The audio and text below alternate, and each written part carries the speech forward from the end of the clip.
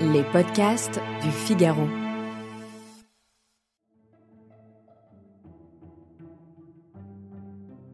Merci pour l'éducation que tu m'as donnée. Elle était sévère, mais tu disais qu'elle me permettrait d'accomplir la moitié du chemin de mon existence et que l'autre moitié m'appartenait, que savoir bien se tenir en société n'était pas un don acquis, mais appris, que tu étais là pour me montrer les bonnes manières, pour le respect des autres, et que ces derniers me respectent en retour. Merci de m'avoir donné un cadre dont je ne franchis pas les limites, sauf dans mon imagination. Comme tu le sais, l'imagination rend encore plus libre parfois que la liberté. Bonjour et bienvenue dans le podcast Le Moment des livres. Vous venez d'écouter un extrait de Grand Seigneur de Nina Bouraoui publié chez Lattès. Je m'appelle Alice Develay et aujourd'hui je suis avec l'auteur de ce roman. Bonjour Nina Bouraoui. Bonjour. Vous publiez Grand Seigneur, un roman déchirant sur les derniers jours de votre père. En mai 2022, il entre en soins palliatifs à la maison médicale de Jeanne Garnier à Paris. Il y a d'abord la sidération. Non, cette carcasse sous ses draps, ce ne peut pas être lui. Et puis c'est l'acceptation. Si le cœur résiste, la raison s'incline. Vous racontez alors ce père, cet homme qui aimait jouer au loto, le chocolat, lire Gide, rêver en solitaire. Et en remontant le temps, en redécouvrant votre père, vous redécouvrez votre passé. Alors Nina Bouraoui, ce livre Grand Seigneur est un livre très personnel, intime, vous arrachez à la tristesse des pages bouleversantes. Et moi j'aimerais savoir si l'écriture ici vous a été thérapeutique, une aide, un soutien, une amie durant cette période. Je pense que pas du tout. Ah d'accord, totalement l'inverse. Bien au contraire, je pense que c'est un peu retourné contre moi, mais elle s'est imposée à moi. En fait, quand mon père est retombé gravement malade et que là, la maladie avait vraiment pris le pas sur les jours heureux, j'ai compris qu'il fallait écrire sur lui. Alors au début, il était encore vivant. J'ai eu la naïveté de penser que l'écriture avait des pouvoirs vaudous et qu'elle allait guérir mon père. Et en fait, cette écriture-là n'a pas pris. Et en fin de compte, c'est quand il est rentré à Jeanne Garnier, je me suis dit, il faut absolument écrire sur cet endroit, sur ces derniers jours, parce qu'on a tous, je pense, perdu un père ou un proche. On va tous accompagner quelqu'un dans un centre de soins palliatifs. C'est une expérience très étrange qui s'apparente à une aventure. Alors, bien sûr, il y a cette immense douleur, mais moi, je n'y ai trouvé finalement que la vie, la lumière, la douceur, la tendresse des soignants et aussi la grande expérience de ma vie, en fait. Et je crois qu'après ces 11 jours d'accompagnement, il me fallait absolument écrire sur cette période pour finalement y croire, parce que ce sont des lieux qui vous kidnappent, et la maladie vous kidnappe parce qu'elle bouleverse toute la temporalité. Et la temporalité de mon père, il a fallu s'y accorder et parfois la quitter une fois que j'étais dans la ville, puisque je restais 8 à 9 heures par jour à son chevet, ce qui est beaucoup, même beaucoup trop. Donc l'écriture, elle n'a pas été thérapeutique, c'était un moyen de rendre totalement réelle la mort de mon père, à laquelle je ne croyais pas. Parfois, je n'y crois pas encore, c'est normal. Je crois que tout le chemin des endeuillés est le même.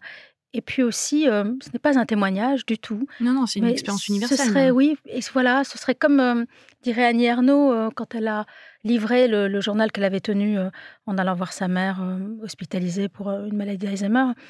Elle a dit, c'est pas un témoignage, mais c'est le résidu d'une douleur. Et je le vois assez ainsi, mais une douleur, en effet, qui concernerait le plus grand nombre possible de personnes. Je crois que l'art ne sauve pas celui qui crée, mais en revanche, il peut certainement entrer dans l'obscurité de celui qui le découvre et qui le lit, en l'occurrence. Il y a quelque chose peut-être aussi de l'ordre de la consolation ? Oui, sûrement. Et je crois que le temps de l'écriture, d'ailleurs, j'ai vraiment freiné des pieds. J'ai terminé ce livre en octobre, alors qu'il devait paraître en janvier, ce qui est un délai assez court. Parce que en écrivant, je tenais encore la main de mon père. Alors c'est vrai que je revisitais cette chambre, mais pas seulement cette chambre, puisque finalement, j'ai revisité mes années 80, mes années de sortie la nuit. J'ai revisité mon enfance plutôt lumineuse en Algérie. Et aussi, j'ai essayé de trouver des réponses à la vie secrète de cet homme qui était haut fonctionnaire et que j'ai souvent imaginé en espion lorsque j'étais enfant, parce qu'il disparaissait, il partait en mission, c'était le nom qu'il donnait à ses voyages, souvent en Asie, souvent aux États-Unis. Bon, il travaillait pour le FMI, c'était un haut fonctionnaire, donc tout se tient à peu près, hein. Il n'y a Vous pas avez de découvert des choses d'ailleurs sur mais votre rien père? du tout, Rien? je voulais mais rien du tout. Mais mon père est parti, 2 mois avant sa mort, très, très, très maigre, dans notre appartement que nous avons encore, familial, à Alger, pour déchirer des dossiers. Alors je lui ai Ah! dit, à l'aéroport: «Mais c'est quoi?» Il m'a dit: «Non, c'est mon travail, je ne veux pas laisser aux autres mon travail». Alors le travail, c'est après je l'appelais souvent, il me disait: «Tu sais, toi qui écris, tu dois comprendre ce que c'est de déchirer ce que l'on a écrit». Donc finalement, mon père était un auteur avant moi. La recherche du père, c'est vrai que c'est aussi la recherche de la fille. On a l'impression qu'en recherchant votre père, vous vous recherchez. Est-ce que on peut dire que ce livre est un peu un livre de la révélation ou du miroir pour vous? Puisque vous le disiez tout à l'heure, vous êtes passé de l'autre côté du miroir pour savoir un petit peu votre passé, le redécouvrir? Oui, il y a eu plusieurs effets miroirs, en fait. Un effet miroir, terrifiant, lorsque je le regardais, dans son lit. Je me suis aperçue, ça je le savais déjà, mais qu'on se ressemblait énormément et qu'en fait, il m'envoyait peut-être une image, d'un futur, j'espère, le plus éloigné Loin, possible, loin. le plus lointain possible, mais comme une image spectrale, de moi vieillie avec un visage un peu cassé.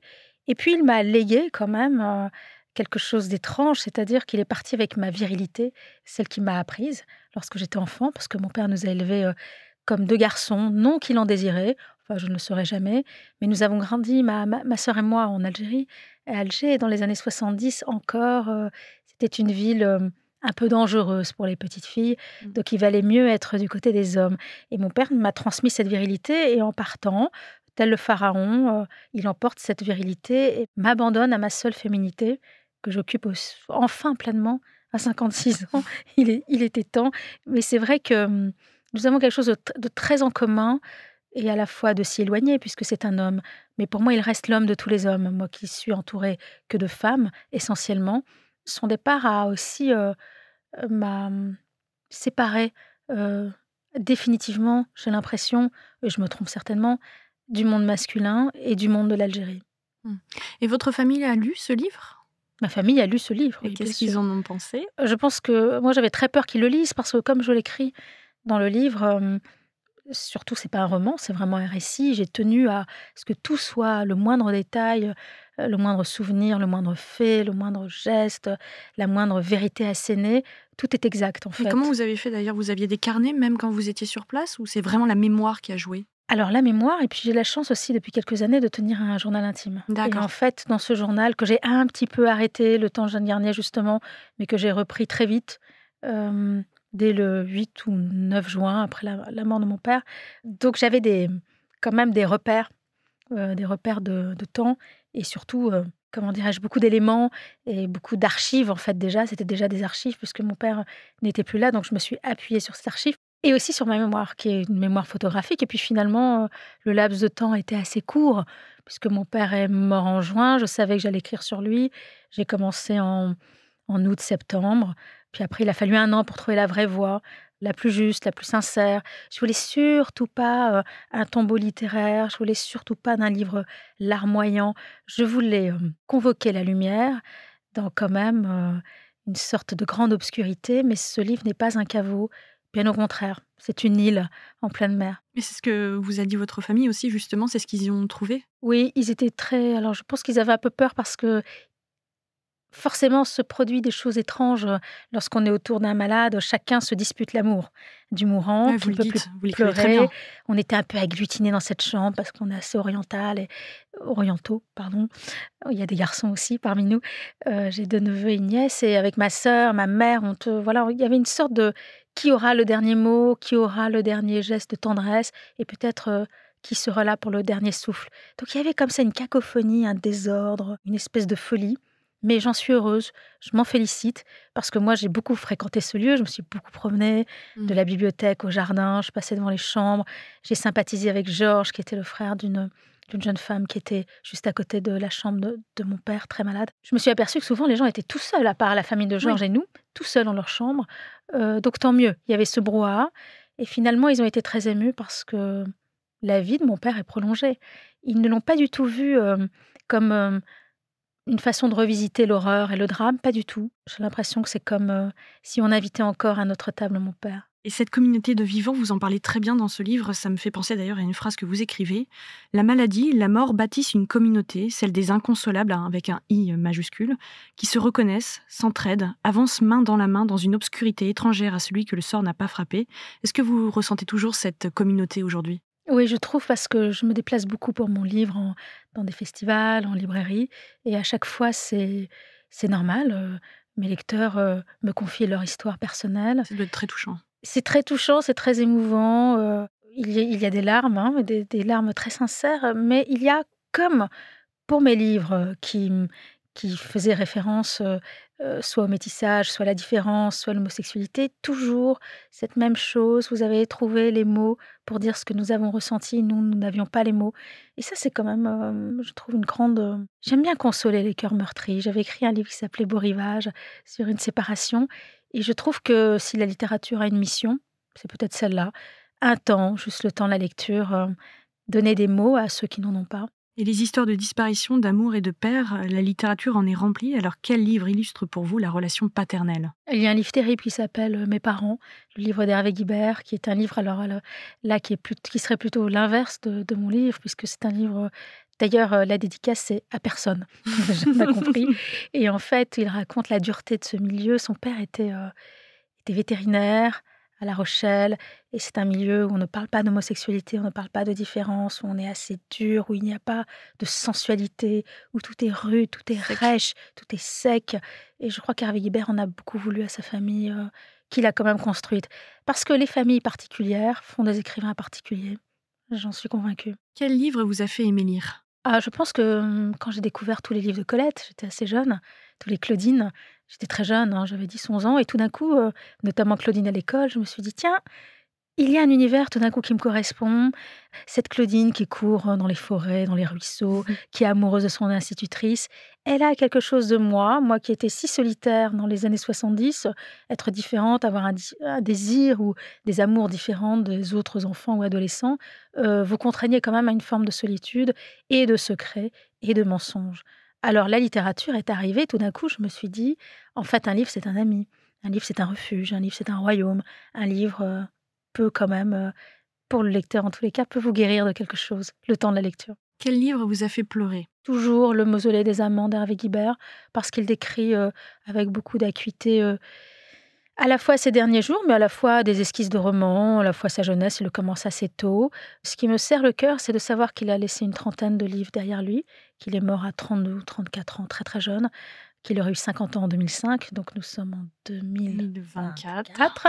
On peut faire le calcul et je me dis que cette société si particulière et qui a subi des évolutions si rapides, et la violence de notre monde aussi, sa voix nous manque. J'aurais bien aimé savoir comment il aurait pu nous restituer tout cela et nous faire grandir. Et son journal est très beau parce qu'on le voit qu'au dernier souffle, il continue à écrire.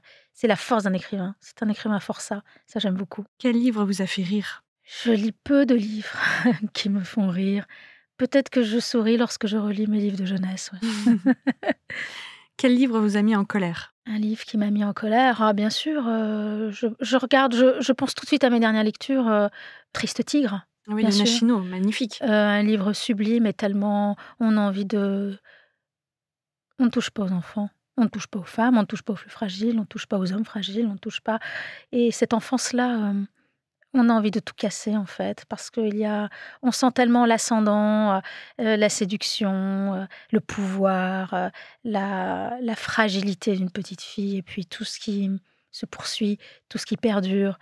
Détruire une enfance, c'est détruire une vie. Et j'ai une dernière question. Quel livre aimez-vous offrir ? J'adore offrir mes livres. Lesquels en particulier ? J'adore offrir mon dernier livre. Alors, c'est pas du tout du narcissisme. Je suis toujours gênée quand on achète mes livres. Alors, c'est nul, hein, parce que s'il faut vendre des livres aussi, mais je sais pas si c'est la culpabilité mais j'aime offrir mes livres aux gens que j'aime. Je rappelle que vous êtes l'auteur de Grand Seigneur, publié chez Lattès. Merci Nina Bouraoui. Merci. Merci d'avoir écouté ce podcast. Je m'appelle Alice Develay et je suis journaliste au Figaro Littéraire. Vous pouvez retrouver le moment des livres sur Figaro Radio, le site du Figaro et toutes les plateformes d'écoute. Si vous avez aimé cet épisode, n'hésitez pas à vous abonner et à laisser votre avis en commentaire. À bientôt!